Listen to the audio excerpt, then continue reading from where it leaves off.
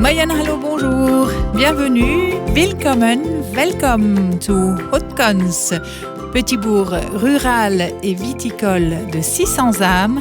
Hautecons est situé au nord du département de la Moselle, sur la route des vins de la Moselle française et au cœur du pays des trois frontières, France, Allemagne, Luxembourg, sur le territoire de la communauté de communes Cattenom et environ, comptant près de 30 000 habitants.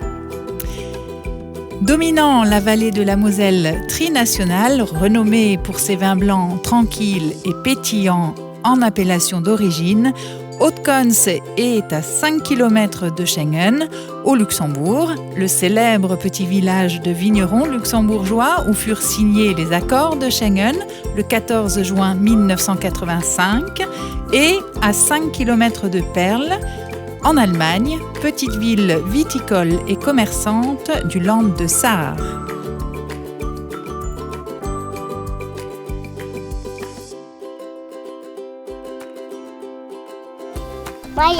Ich schwätze Lützeburgisch wie der will, dann alles, ich kann durchgehen und nicht. Und ich spreche ja auch ganz gut Deutsch.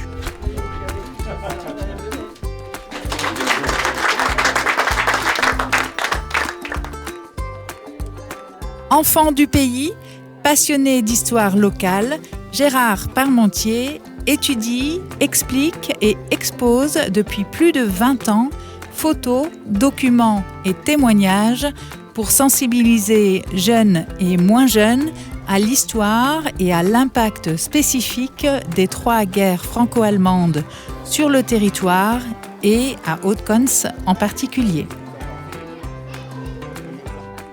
Par 3 fois annexé par le voisin allemand, le département de la Moselle célèbre cette année le 80e anniversaire de la libération et de la fin de l'annexion lors de la Seconde Guerre mondiale. Voilà, c'est Monsieur Gérard Parmentier qui est l'historien et le concepteur de l'exposition que vous allez découvrir. Voilà. On lui fait un hurrah. Hurrah! Est-ce qu'on est à Cons-les-Bains ou à Hautecons? Ben voilà, je peux vous dire que vous avez 90 chances sur 100 que vos parents l'ignorent aussi. Vous êtes à Hautecons. À partir de la ligne là, etc., vous êtes déjà sur le banc de Hautecons. C'est-à-dire qu'une commune a un banc. Par exemple, vous êtes frontalier avec Schengen, ben Hautecons aussi.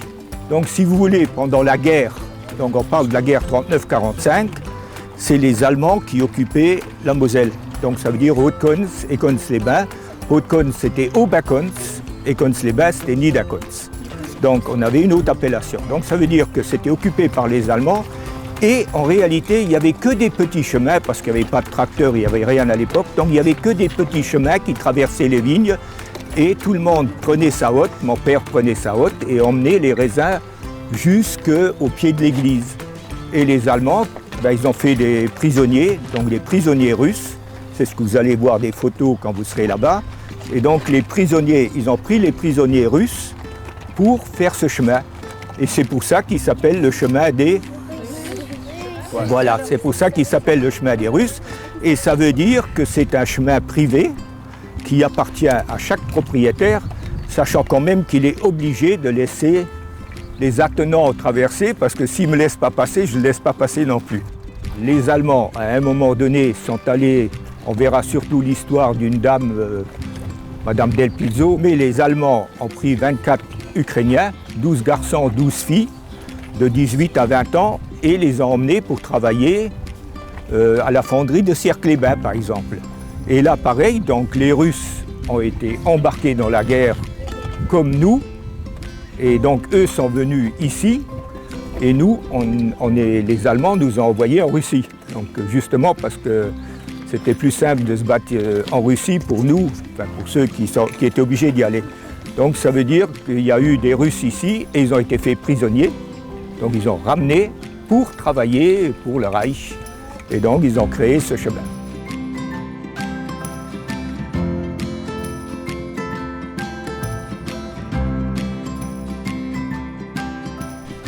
Bonjour Véronique, vous allez bien? Oui.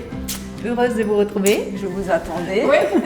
Alors, vous préférez qu'on dise Madame la maire, Madame le maire? Madame le maire. Ah, pourquoi? Parce que je pense que ça sonne mieux. Ça sonne mieux, Oui, Madame oui. le maire. C'est vrai que moi, j'ai toujours un temps d'hésitation Oui, et je crois que la plupart des gens disent Madame le maire. oui, tout le temps. En fait, l'objet initial de ce reportage, c'était cette exposition-conférence organisée par la commune avec le travail de Gérard Parmentier au mois de juin 2024, Oui, à laquelle Oui. inauguration donc, nous avons participé avec les enfants, oui, etc. avec les enfants des deux écoles. Oui. Voilà. Et pourquoi était-ce important pour vous d'organiser alors, cette exposition historique et de mettre en valeur le travail de M. Gérard Parmentier? Eh bien, en fait, à l'époque, là, au mois de juin, c'était les élections européennes. Oui. Voilà, les conflits européens, c'est bien si on peut les mettre derrière nous, mais il faut le rappeler à la jeunesse. Oui. C'est très important de faire ce devoir de mémoire pour que ça recommence plus. Et aussi dire que l'Europe, c'est très important pour nous. Pourquoi? Parce que c'est vraiment...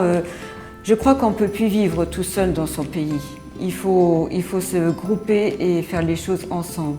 Et de manière intelligente, que tout le monde y trouve un petit peu de retour.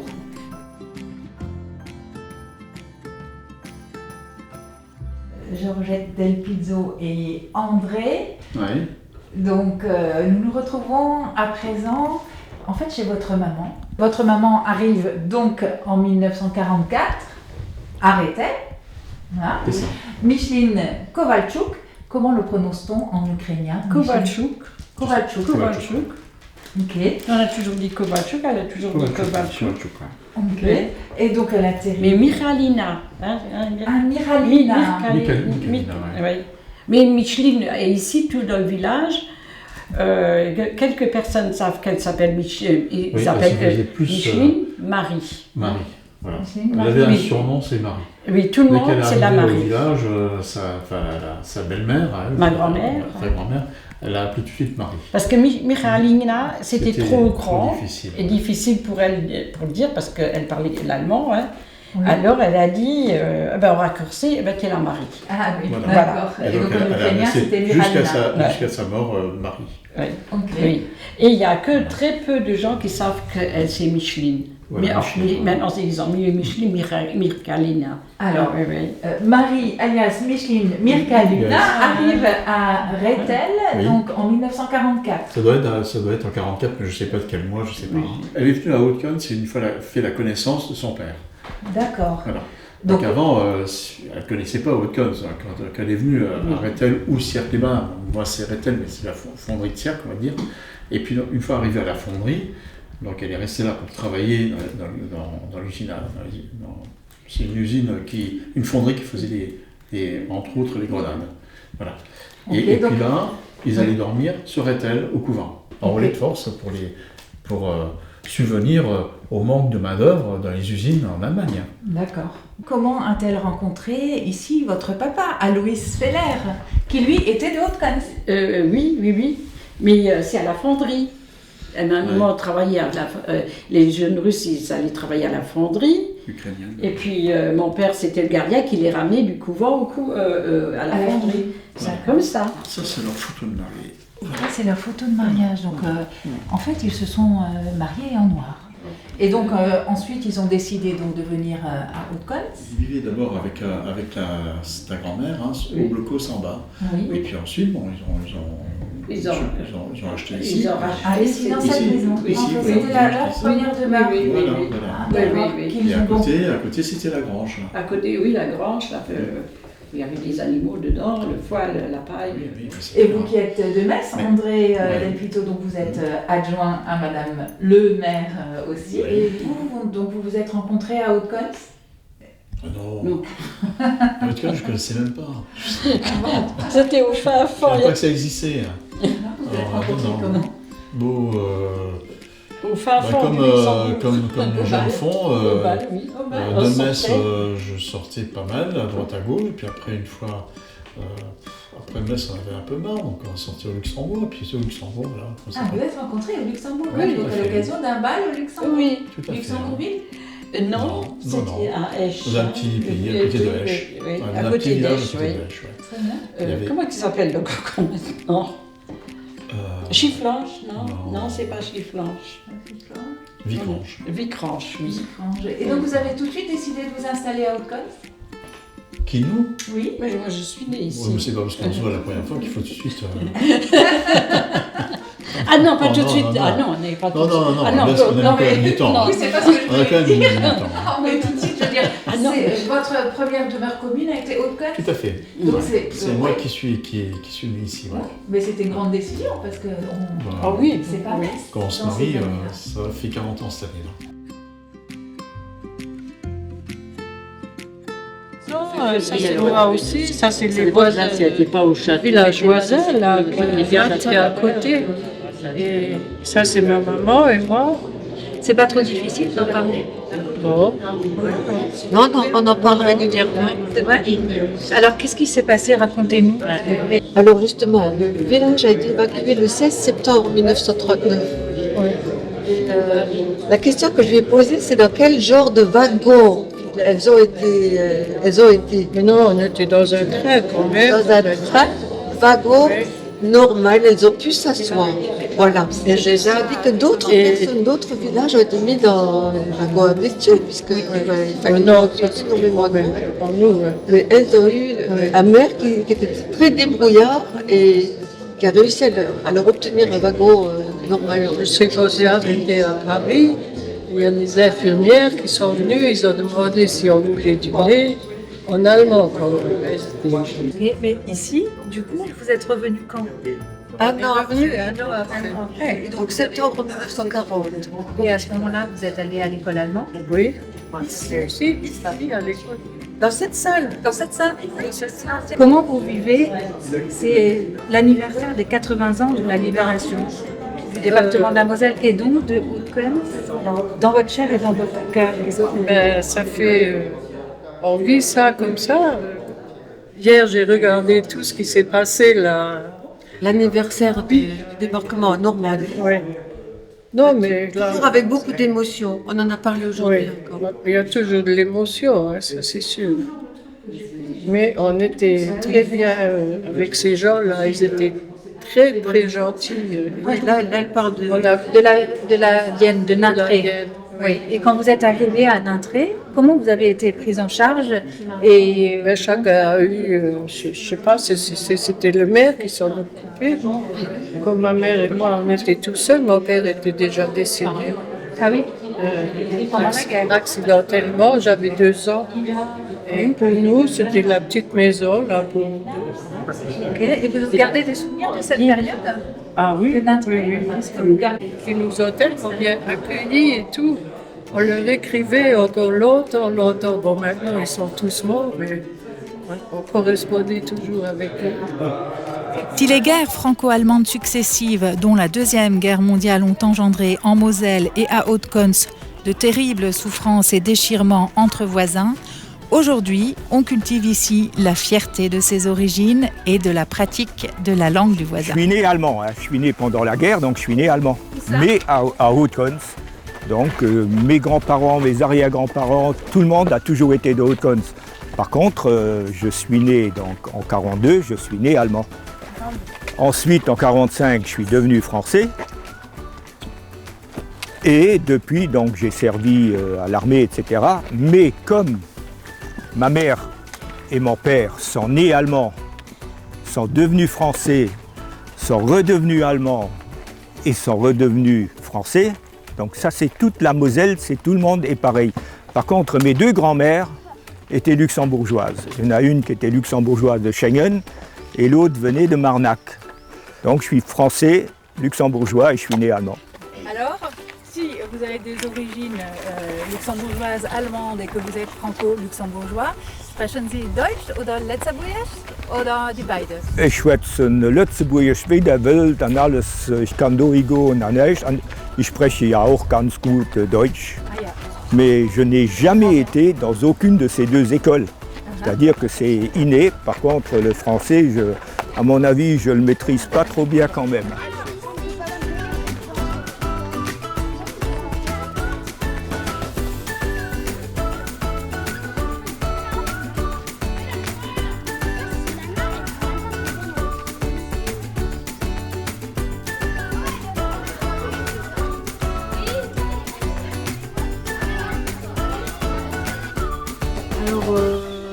sais pas si heureusement ou malheureusement, les guerres mondiales, c'est toujours des sujets qui intéressent beaucoup les élèves.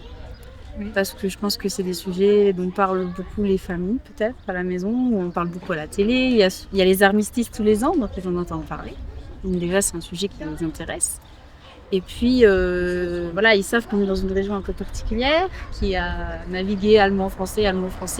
Puis c'est un sujet qu'on travaille aussi en classe, souvent en fin d'année. Donc là, on est au mois de juin, donc forcément, C'est la fin de l'année. voilà, on est en train de regarder avec eux là, une série de dessins animés donc, qui ont été faits pour France Télévisions pour les enfants, qui s'appelle Les Grandes Vacances, qui raconte l'histoire de deux enfants parisiens qui ont été mis du coup chez les grands-parents en Normandie. Et puis, du coup, ils vont quand même vivre... l'exode et puis le retour, l'occupation et tout ça est raconté avec des yeux d'enfant, donc ça les plonge vraiment dans le quotidien d'un enfant de 1939 à 1945 puisque les dessins animés racontent vraiment toute la guerre. Et puis les grands, donc les CM1, CM2 sont aussi en train de lire un roman fantastique où une jeune fille est téléportée en 1943 et va rencontrer Jean Moulin. Donc on a aussi tout le volet de la résistance qui est travaillé avec les grands, qui est un volet qui les intéresse beaucoup. Parce que la résistance, la France, c'est des choses qui les marquent, qu'ils aiment bien étudier. Ça, on a toujours remarqué avec les années que c'est toujours un sujet qui plaît énormément. Et là, nous avons remarqué que malgré le niveau d'accès plutôt difficile de l'exposition de M. Parmentier, ils sont très intéressés. Et à quoi ça tient, d'après vous ? Alors, des simples noms, parce qu'en fait, ils repèrent des noms de leur famille, de leurs grands-parents, de leurs tantes, de leurs grands-oncles sur les panneaux. Là, vous avez vu, quand on est sorti, il y avait un qui disait « Ah, Conrad, c'est son nom de famille », donc il l'a vu sur la liste, donc forcément, ça l'a intéressé, il a lu le panneau. Oui, parce qu'ils ont des ancêtres, en fait, c'est ça. qui ont vécu de près ou de loin. On a des élèves qui souvent sont là depuis plusieurs générations. C'est des familles qui sont ancrées dans mon village de Haute-Cons et Cons. Et donc les grands-parents, les arrière-grands-parents étaient déjà là. Donc forcément, même sur les monuments aux morts qu'on a déjà visités aussi avec eux, il y a des noms de leur famille. Ils ont des ancêtres qui sont sur les monuments, qui sont morts à la Première Guerre ou à la Deuxième Guerre. Donc quand on y va, à chaque fois, on a un élève « Ah oui, c'est le nom de mon arrière-grand-mère ». 2 fois par mois, les aînés des environs se réunissent à Haute-Cons pour un café clatch entre amis, une tradition allemande éminemment sympathique. Café clatch, voilà. Ne me fatiguez pas.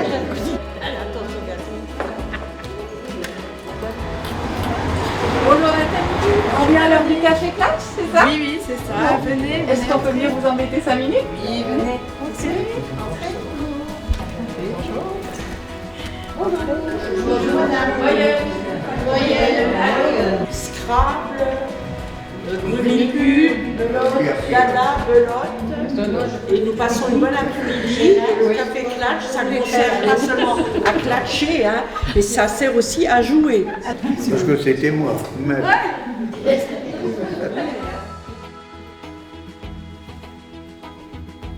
Alors, racontez-nous. Waouh! Elle a 100 ans sur moi. Hein. Elle a au moins 90 ans, c'est ça? Ben oui, plus que 90. Alors c'est du coton ou de la soie sauvage? Je ne sais pas. Waouh, magnifique. Et alors, la dernière fois qu'elle a été mise, c'était mon petit-fils de Luxembourg qui a 34 ans aujourd'hui. Mais je l'avais fait nettoyer quand même. Et il a été ça, il y a baptisé. le ruban bleu. Il y a aussi le ruban rose. Quand c'était une fille, c'était le ruban rose. Ah, et alors votre petit-fils avait été baptisé à Haute-Cons ou non, au Luxembourg. Au Luxembourg, avec cette robe de baptême. Alors, racontez-nous l'histoire de cette robe de baptême. Eh bien, quand on est parti dans la Vienne, en 1939, oui, quand vous avez été évacué dans la Vienne, vous, avec votre maman. On avait le droit d'emmener plus qu'il fallait. Hein. Oui. Et puis ma mère, on avait un coffre en bois avec un grand couvercle comme ça, bombé. Ma mère avait mis des draps dedans et la robe là. Et elle l'a mis au grenier et elle a mis du foin dessus et tout. Et on est parti dans la Vienne. Après, quand on est revenu, on était déjà quelques mois à la maison. Elle avait pu penser à ce qu'elle avait caché. Oui. Alors elle a retrouvé ça et elle était toute contente. Ouais, et vous aviez quel âge à ce moment-là? 5 ans, j'avais 5 ans. Et vous Oui, oui. Je trouve que c'est comme matière, en tout cas, c'est tout léger, souple. Hier soir, ma petite fille, elle a encore dit, tu me la donnes si jamais j'ai des petits-enfants. Je le mets. Et oui, pourquoi pas. Ben oui, merci. Il y en a qui savent y faire. Oui. L'air de rien, j'ai été embauchée. Merci. Oui, deux. C'est magnifique, personne. Parce qu'elle est pas. C'est écrit. Autre institution culturelle et ancestrale à Haute-Cons sur la route des vins de la Moselle française, la culture de la vigne, bien sûr. Amateurs et professionnels de la vigne partagent avec nous leur passion du raisin. Il y a encore des viticulteurs ou des vignerons professionnels, mais il reste à Haute-Cons, je ne sais pas s'il y en a encore à Cons-les-Bains, mais il reste un certain nombre d'amateurs qui ont gardé la vigne, parce qu'il faut quand même dire au siècle dernier, tout le monde avait sa vigne. Il n'y avait pas de viticulteurs, tout le monde était ouvrier, paysan, etc. Donc il se trouve que, par exemple, parmi ceux qui restent, il y a moi. Donc j'ai une vigne dans le domaine de M. Paquet. Donc c'est pour ça qu'il m'appelle le Gaulois. Astérix, c'est moi. Est-ce qu'à partir d'un raisin noir, on peut faire du vin blanc? Est-ce qu'on peut faire du rosé? Est-ce qu'on peut faire du rouge, etc. Effectivement, à partir d'un raisin noir, d'un raisin rouge, on peut faire un blanc, on peut faire un rosé et on peut faire un rouge. C'est une histoire de macération pelliculaire. Ça veut dire que plus longtemps vous laissez les baies tremper dans leur jus avant de les presser, et vous allez extraire une couleur au bout de 3-4 jours, et là ça peut aller jusqu'au rouge foncé, on peut s'arrêter au rosé, et on peut ne pas le macérer du tout, et ça restera donc un raisin rouge, de nature rouge au départ, peut vous faire un vin blanc. C'est ce qu'on appelle d'ailleurs un blanc de noir. Par contre, donc, pour revenir sur la question, il est vrai qu'avec un raisin noir, on peut faire du vin blanc. Pourquoi? Parce que le jus qui est à l'intérieur du raisin est blanc. Par contre, il existe des raisins, et c'était un peu ce qu'il y avait à Haute-Cons, parce qu'à Haute-Cons, on faisait des raisins de qualité et on faisait des hybrides. Donc ça veut dire que c'est le vin qu'on buvait, c'est pas celui qu'on vendait. Et donc là, c'est un raisin qui a un jus noir à l'intérieur, et avec ce raisin-là, on ne peut faire que du gros rouge. Claire Hamelin, originaire de Thionville, est la 19e viticultrice de l'AOC Moselle française en phase de renouveau et a décidé de s'installer à Haute-Cons après des études en viticulture et marketing et après des voyages à travers les différents vignobles de France et du Luxembourg.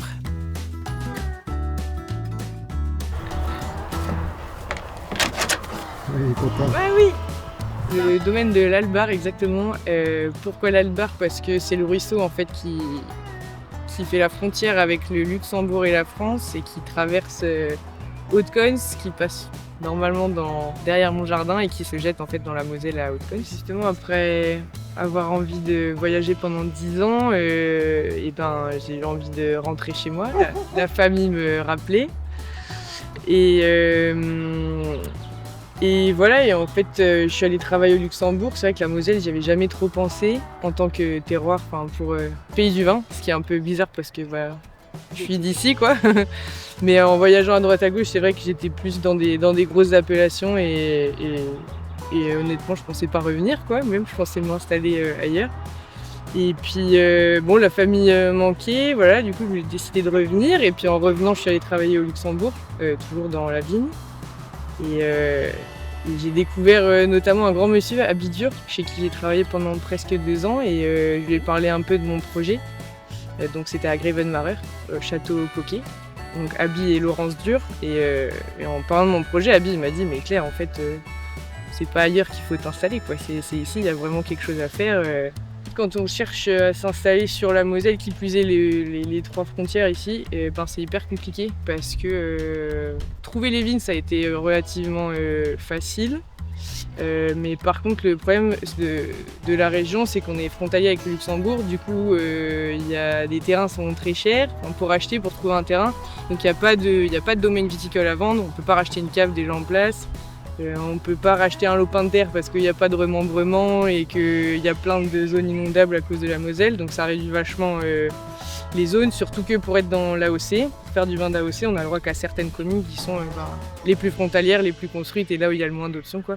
Qu'est-ce que j'aimerais faire? Des bulles pour plus tard parce que c'est un équipement, un coût et un équipement supplémentaire et une technique que j'ai pas encore vraiment acquise. Donc déjà faire des vins blancs, rouges, de la meilleure qualité possible. J'aimerais bien faire, je vais pas être prétentieuse, mais j'aimerais bien faire quelque chose de grand, quoi. Du coup, voilà, là j'ai normalement trouvé une maison pour m'installer avec de quoi faire une belle cave.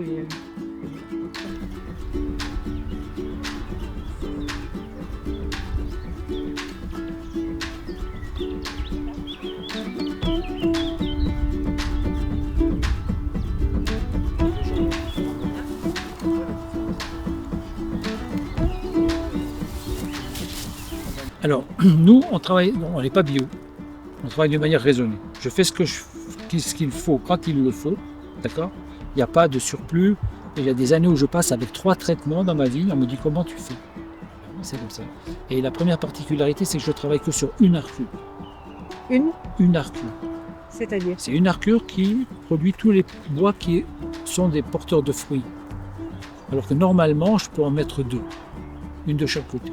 Je n'en mets qu'une, c'est une meilleure concentration au niveau des arômes, c'est une meilleure concentration au niveau de la maturité.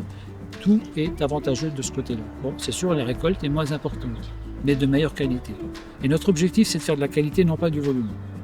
Et ça, c'est 30 ans que ça nous suit et je ne changerai pas mon fusil d'épaule. Oui, vous dites 30 ans. En fait, votre vignoble, en fait, dont on voit une partie derrière vous, il n'a que 30 ans parce que ce sont des vignes que vous avez plantées. Plantées, absolument. Une partie a été rachetée, une partie a été plantée. Dans quel état était le vignoble ou le terrain quand vous l'avez acheté il y a 30 ans? On a passé déjà 2 ans pour rectifier les tailles qui étaient faites précédemment qui ne nous convenaient pas. Ça veut dire qu'on avait taillé la vigne de sorte pour qu'elle produise, parce que tout était en rentabilité au kilo, à travers des coopératives, alors que nous, on est vignerons de métier, donc je fais mon vin du début jusqu'à la fin. Il fut un temps, on était connus, aujourd'hui on est reconnus. Donc c'est déjà une belle reconnaissance. Alors des fois on me dit, mais tu dois être fier de toi, on ne doit pas être fier de soi-même. Si vous pouvez être fier de moi. Moi, ce que je fais, je trouve ça tout à fait normal. Comment appréhendez-vous ou comparez-vous les 3 différentes AOC, AOP, l'AOC Moselle française, l'AOP Moselle luxembourgeoise et l'AOP donc Mosel Wein, l'allemande? Bon, il y a des très bons vins chez nos voisins luxembourgeois, il y a des très bons vins chez nos voisins allemands. La preuve, c'est que un jour, j'ai mes 2 collègues, que je connaissais, le domaine Henri Rupert à Schengen, et donc le domaine de Schmidt-Weber à Perle. Et un jour, ils se sont arrêtés chez nous. Ils m'ont dit, on a fait le tour de la Moselle, on a goûté des vins, et on s'arrête chez toi. Tu nous as interpellés. Warum? Alors moi, je ne comprends pas très bien. Il me dit, j'ai dit, attendez les gars, je sais que toi, tu as plus de 20 hectares, toi, tu en as plus de 25, et moi, j'en ai 3. Qu'est-ce que vous venez faire avec un petit vigneron comme moi? On ne joue pas dans la même cour. Et la réponse a été simple. Il m'a dit, tu as un petit vignoble et tu as une très grande qualité. Alors on est parti comme ça, puis on a fait notre vin des 3 frontières depuis que je vous fais goûter tout à l'heure. Chez moi, quand vous buvez un vin des 3 frontières, c'est 3 Pinot Gris de 3 pays différents. Mais c'est 3 Pinot Gris à l'identique. Et ce millésime-là, c'est moi qui l'ai vinifie. Qu'est-ce que ça veut dire 3 Pinot Gris à l'identique? Ça veut dire que c'est 3 Pinot Gris, c'est le même cépage, qui a été suivi avec un cahier des charges très précis qui a été établi entre nous 3 et qu'on respecte chacun la charte. Mais de chacun des terroirs. Chacun des terroirs. Ouais. Et ensuite, ça arrive chez moi. Moi, je le prends en main, je le prends en charge, je le vinifie. Et une fois que les bouteilles, une fois que c'est mis en bouteille chez moi, ça repart, chacun vient rechercher sa part. Tous les 3 ans, on se passe la main. Une fois, c'est mon copain qui est à Perle, une fois, c'est mon copain qui est au Luxembourg, et ainsi de suite. Après, ça revient chez moi. Ouais. Et alors ce millésime-là, c'est moi qui l'ai vinifie. Ok. Et vous l'avez appelé comment, donc, ce vin des 3 frontières? Vin des 3 frontières. Le vin des 3 frontières. Porte bien son nom, quoi. Comme le disent les étiquettes, c'est 3 pays, 3 vignerons, une passion. La passion du patrimoine local, c'est ce qui anime Myriam Bartel, adjointe au maire, avec laquelle nous avons à présent rendez-vous place de l'église Saint-Hubert, seule église des villages environnants à avoir conservé sa tour romane du XIIe siècle avec son coq à pattes. Depuis cette place, le point de vue sur le vignoble et la Moselle est juste imprenable. Ce point de vue fait partie d'ailleurs des 9 stations de découverte d'un circuit de promenade en cours d'élaboration par la commune avec Gérard Parmentier pour les promeneurs du dimanche et les touristes. Ici à l'église, où on va retrouver 3 panneaux. Donc l'église, le monument aux morts et l'ancien cimetière. Oui. De là, nous allons emprunter ce chemin qu'il va falloir que l'on crée et se retrouver dans le chemin des Russes sous l'église. Oui. On arrivera donc ici à l'entrée du chemin des Russes côté village et on trouvera le panneau chemin des Russes. Ensuite, avec les explications. Dans les 3 langues. Ah ben voilà, tout à fait. Ensuite, on rejoint le village et on va descendre sur la route en direction du cimetière actuel. Oui. De là, on va traverser une partie boisée, entretenue déjà, un chemin qui est ouvert, et on arrivera sur le tilleul. Le fameux tilleul tricentenaire. Voilà. Donc le tilleul, on pourrait même baptiser ça la place du tilleul. Oui. Ensuite, nous descendons donc en direction de l'entrée du village pour partir sur la rue du Moulin, qui porte son nom parce qu'ici nous avons à l'entrée le moulin de la famille Taïtion. Au bout de cette rue, on descend en direction donc la fameuse rivière, l'Albar, sur laquelle nous allons mettre un panneau Albar et Moulin évidemment. Oui. Une petite boucle vers à calvaire. Alors on a aussi la particularité d'avoir 2-3 calvaires sur les sentiers. Oui. Donc le calvaire du Liederfus que l'on a remarqué ici. Liederfus. Voilà, c'est le lieu dit en fait. Okay. Et puis ce calvaire a une histoire. Ensuite, on va reprendre, continuer sur la rue basse, remonter vers le village, la rue des Vergers. Une partie de la rue des Vergers qui n'est pas constructible, donc une partie sentier, pour revenir par ici au point de départ. Saint Nicolas, le grand saint protecteur des enfants, des écoliers et des bateliers, voilà une autre tradition lorraine partagée avec le Luxembourg, bien sûr, l'Allemagne, l'Alsace, le nord de l'Europe et l'Italie, célébrée chaque année le 6 décembre, jour de la Saint-Nicolas. Et à Haute-Cons, Myriam est la secrétaire de Saint-Nicolas. Saint-Nicolas, c'est une tradition ancrée à Haute-Cons et toute petite, voilà, ça fait partie des souvenirs. Saint-Nicolas venait à la maison, il n'y avait pas besoin de lui dire de venir. Alors jamais tout seul, là, lui ça va, mais les pères fouettards c'est différent. Donc il se promène de maison en maison. Et j'ai hérité de ce rôle de jouer, entre guillemets, la secrétaire de Saint-Nicolas depuis 1989, je crois, 90 peut-être. En fait, toute jeune. Toute jeune. Oui. Tous les... vous accompagnez aussi, en fait. Oui. Donc, ils passent traditionnellement dans les maisons avec une visite individuelle aux enfants. Ensuite, les parents qui le veulent, bien entendu, parce que... Voilà, ça peut être aussi effrayant quand même, les pères fouettards. Il y en a 2 à Haute-Cons, et ils ne sont pas gentils. Voilà. Et puis, donc après, depuis quelques années, on tente de tenir un défilé et une distribution de friandises à tous les enfants. Non, notre petite guide de circonstance ne court pas derrière Saint-Nicolas avec ses friandises, mais bien vers son aire de jeu préféré à Haute-Cons. Cela dit, elle ne sait plus très bien sur quelle frontière danser. Et ton école, elle est où? Elle est au Luxembourg, elle est en Allemagne ou elle est à Haute-Cons? Elle est à Haute-Cons. À Haute-Cons. Et Haute-Cons, c'est en France, c'est au Luxembourg ou c'est en Allemagne? C'est en Allemagne. Ah oui. Nous, on habite en France. Oui, c'est en France. Ah, c'est en France. Ah, alors on verra le parc. Ah, c'est une petite aire de jeu? Oui, c'est ça le parc. Okay. Maintenant, avant, il était tout petit, mais maintenant, ils l'ont défait, maintenant, ils l'ont fait à grand avec. Ah, c'est bien? Tu aimes bien? Il y a beaucoup aussi de sport, ou alors on peut faire du foot. Ah!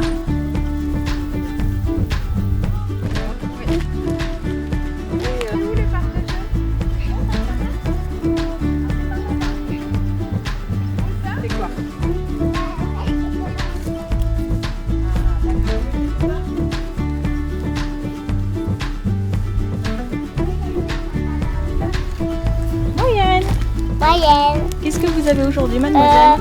Du fromage, du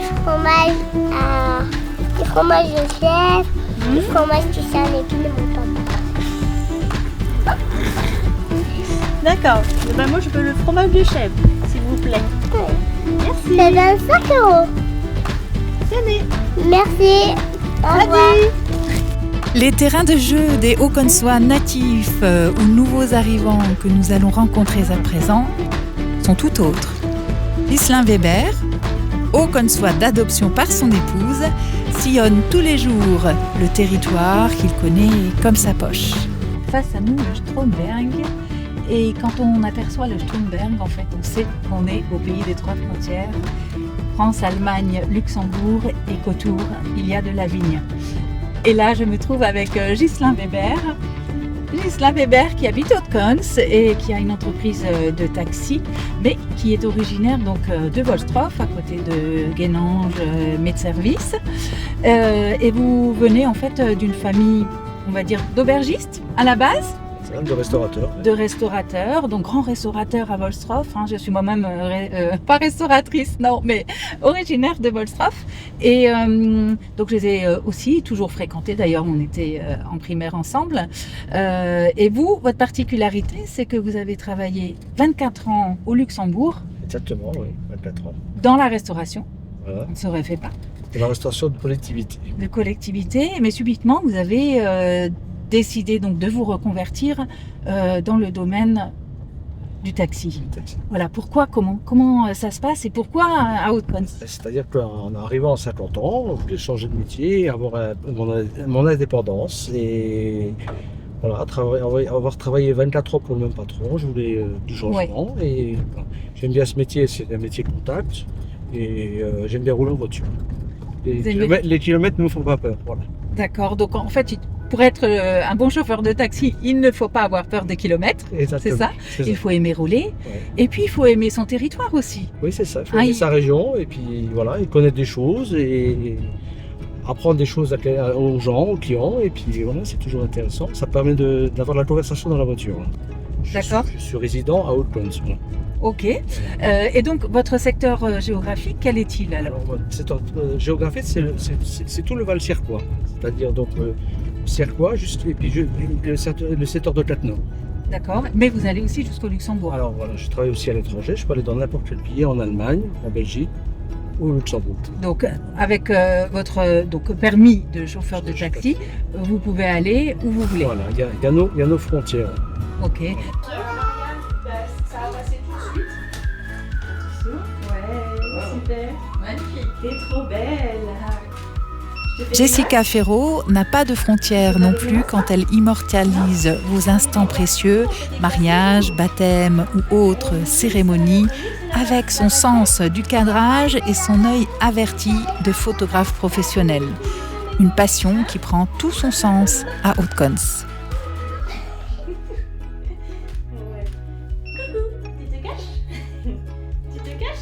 Alors déjà, Haute-Cons, mon mari, je l'ai rencontré dans le milieu du cyclisme, parce que j'ai fait aussi de la compétition vélo. D'accord. Donc moi j'habitais en Franche-Comté et lui ici. Et c'est vrai que je suis tombée amoureuse de la région. Ça a été vraiment très très joli. Donc du coup je l'ai suivi. Les paysages, la vigne, la Moselle. Il y a beaucoup, il y a de quoi faire, de belles randonnées aussi, il y a de quoi visiter. Donc voilà, et mon métier donc, de photographe, j'ai commencé la photo dans le monde du vélo. Après je prenais les enfants de mes amis en photo, donc on me disait Jessica, tu fais des belles photos.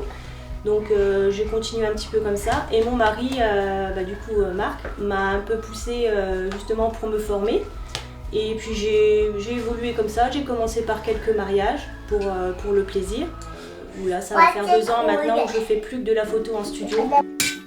Jean-Marie Menzer, forgeron thaïlandais haut-consois d'adoption de longue date, fabrique couteaux et autres outils de jardinage sur demande et sur mesure et pour le plaisir de voyager. En fait, donc il est creux ici et il est bombé de ce côté-là.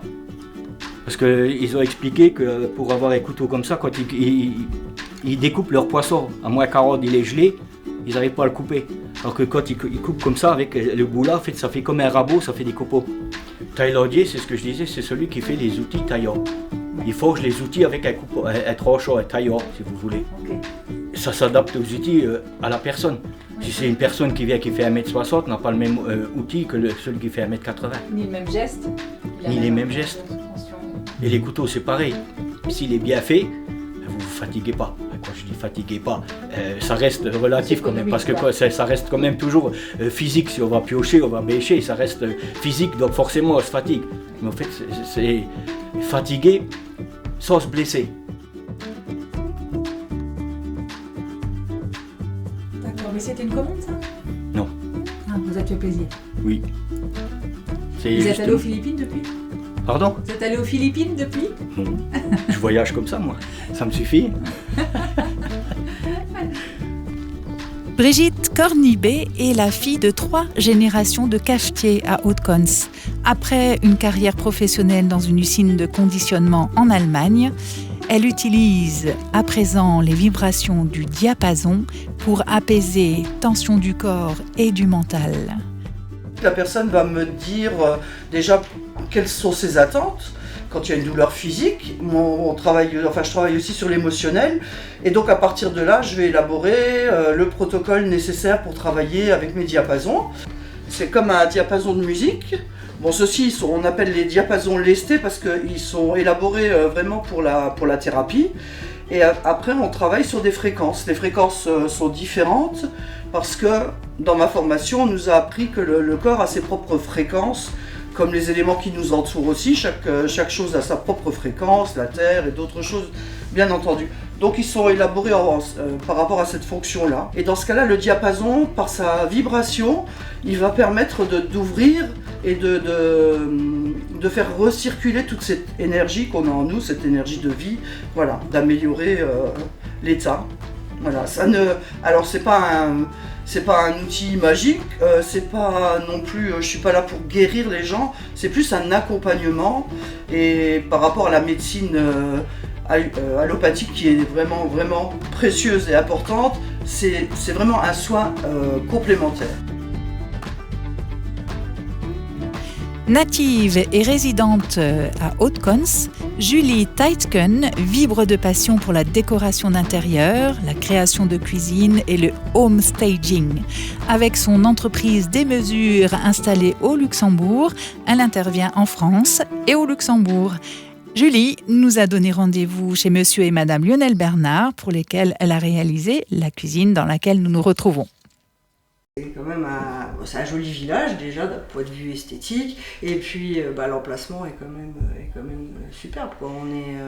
On est à 5 minutes de tout, on est à côté de l'Allemagne, on est à côté du Luxembourg. Si on va au travail, qu'il y a des bouchons, des fois on passe par l'Allemagne pour rentrer. S'il faut aller faire des courses, il y a certaines choses qu'on achète plutôt dans un pays que dans l'autre. Alors concrètement, qu'est-ce que vous allez acheter ou voir en Allemagne et au Luxembourg? Pour quelles raisons vous rendez-vous au Luxembourg ou en Allemagne?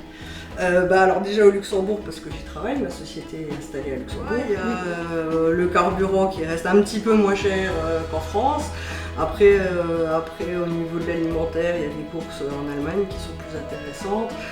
Tout ce qui est produits d'hygiène et de soins en Allemagne aussi, c'est plus intéressant. Et puis voilà, on a cette culture où finalement on ne réfléchit pas en se disant qu'on va dans le pays d'à côté et on y est naturellement, quoi. Que ce soit, je sais pas, en faisant une randonnée dans les vignes, on peut se retrouver du côté luxembourgeois, du côté allemand. Sans savoir de quel côté on se trouve. Sans savoir de quel côté de la frontière on est, donc c'est naturel en fait. Oui. Est-ce qu'il y a des Luxembourgeois qui sont déjà venus à Haute-Cons, qui viennent s'installer à Haute-Cons? Oui, il y en a un au début du village, j'ai des Allemands même. Ah oui, et qu'est-ce qu'ils viennent chercher en France alors? Le prix du terrain qui est beaucoup moins cher pour l'immobilier. Oui. L'immobilier au Luxembourg et aussi en Allemagne, beaucoup au Luxembourg, c'est beaucoup trop cher parce que les Luxembourgeois s'expatrient et puis viennent chercher dans les villages à la frontière pour s'installer. Donc Haute-Cons, c'est le village, la situation is a place to be. Quand on veut travailler au Luxembourg, oui, bien sûr. C'est ça. C'est ça. Tout comme Julie Teitgen et Lionel Bernard, 75% des actifs de Haute-Cons et du territoire de la communauté de communes Cattenom et environ travaillent au Luxembourg parmi 110 000 Français. Le territoire de la communauté de communes Cattenom et environ partage d'ailleurs la plus grande bande frontière de France avec le Luxembourg. J'ai eu beaucoup de liens avec la commune de Schengen pour les Jeux Olympiques. Oui. Voilà, que le passage de la flamme, ils ont été vraiment super avec nos écoles. C'est-à-dire que vous avez été invité par le bourgmestre de Schengen, Michel Bloden, à venir assister au passage de la flamme avec les enfants des écoles. Oui. Donc de Conselin et Haute-Cons. Conselin et Haute-Cons. Puisque nous sommes en RPI. Oui, alors qu'est-ce que ça veut dire RPI? Un regroupement pédagogique. D'accord, donc les élèves sont scolarisés. Quand ils sont jeunes, de 3 à 7 ans, ils viennent ici, et de 7 à 11, ils vont à Cons. À l'image de cette flamme olympique de passage au pays des trois frontières France-Allemagne-Luxembourg, le travail de mémoire réalisé par Gérard Parmentier avec la commune de Haute-Cons pour sensibiliser jeunes et moins jeunes et hisser haut l'espoir d'une paix durable, nous paraphrasons ici les paroles de Jean-Jacques Goldman dans sa chanson « Si j'étais né en 17 à Leidenstadt » pour former le vœu qu'on nous épargne, toi et moi, si possible très longtemps, d'avoir à choisir un camp et qu'on nous permette d'œuvrer pour une coopération transfrontalière toujours plus constructive et fraternelle au pays des trois frontières, France, Allemagne, Luxembourg et partout dans le monde. Eddie, tschüss, à bientôt, bis geschwen, Haute-Cons.